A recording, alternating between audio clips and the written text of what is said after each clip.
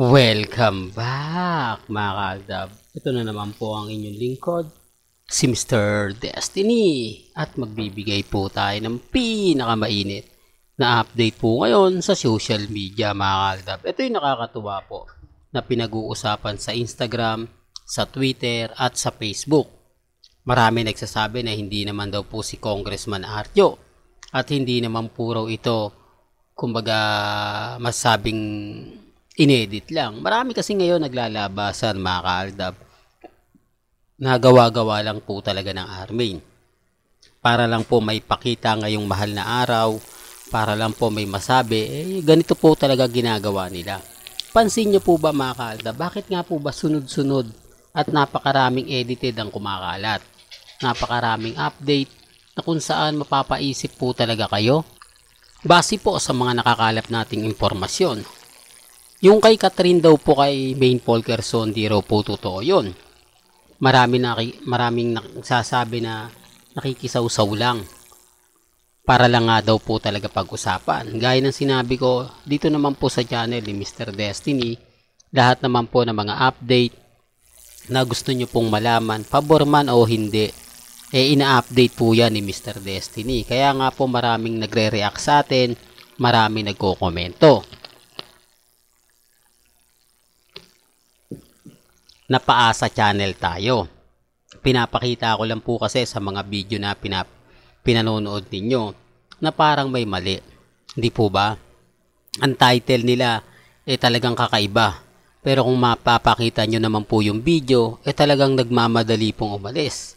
Di po ba? Dapat po nung umpisa pa lang. Kaya nga po magtataka kayo yung mga video putol-putol. Yung mga pinopost nila halatang edited. Hindi po katulad ng kay Alden Richards. Di po ba? Yung video na private na kung saan birthday celebration ng isang fans daw ni Alden Richards na nag-celebrate na naimbitihan lang po si Alden na kung saan dapat next year pa po ito. Real talk to mga kaaldab. Kasi ang dami pong ibig kong sabihin yung mga post po na video na inilabas kay Alden kompleto, mahaba-haba. Tapos ito, ilang segundo lang, di po ba? Mapapansin nyo nakakaiba. Mapapansin nyo sa mga video na inilalabas ng mga Armin at Maine fanatics parang kulang. Hindi siya maganda at sasabihin na natin hindi talaga kaahaya-aya. Pero gaya po ng mga pinapaliwanag ko dito po sa channel ni Mr. Destiny, hindi po ako namimilit. Kung ano po yung pananaw po ninyo, kung ano po yung paniniwala ninyo, nire-respeto ko po yan at ginagalang. Kaya, kumbaga, ibig kong sabihin mga kaaldab, huwag po kayong basta-basta maniniwala. Sa mga mami, sa mga tita, sa mga senyor na nagtatanong sa atin, Mr. Destiny, kumakalat ngayon na ikakasal si Maine at ikakasal si Alden at si Catherine. Gaano nga po ba katotoo yan? Gaya po ng pinapaliwanag ko at madalas kong sinasabi sa inyo, hindi po yan totoo. Wala pong kasal na mangyayari at magaganap. At unang-una, yung mga nagpapakalat lang po ng mga fake news para lang po mapag-usapan sila. Para lang po sila po yung maging bida. Sila po yung masasabi natin 101%. Kaya nga po hindi ako basta-basta nagpapa-apekto. Hindi po ako basta-basta nagpapatinag. Lalo na nga po kapag ang pinag-uusapan natin, ang real life couple. Di po ba? Hindi, sinasabi ko lang po ito para lang klaro. Sinasabi ko lang po ito para lang po sa mga taong dumadaan at bumibisita po sa channel ni Mr. Destiny. Yung mga taong hindi naniniwala, okay lang po yan. O ba? Wala naman pong pilitan. At sabi ko nga po sa inyo, relax lang po kayo. Maging matatag at maging kampante. Di po ba? Sa dami po kasi ngayon ng iba mababalitaan natin, sa dami po kasi ngayon ng mga pahayag nila sa Instagram, sa Twitter, sa Facebook, mapapaisip naman po talaga kayo.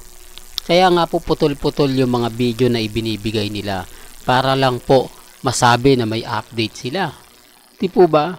Pero bago nga po pala natin ituloy itong magandang update natin, kung bago ka lang sa channel na to at isa kang true-blooded Aldab Nation na nagmamahal kina Mengay at Isoy, tama po ang channel na pinuntahan mo, kaya consider na po kitang bagong subscriber. At huwag mong kalimutang i-share ang mga video po natin sa mga mami, sa mga titas, at sa mga senyor. Remind ko lang po, yung mga video po ng Armin at Main Fanatics talagang hindi ka panipaniwala.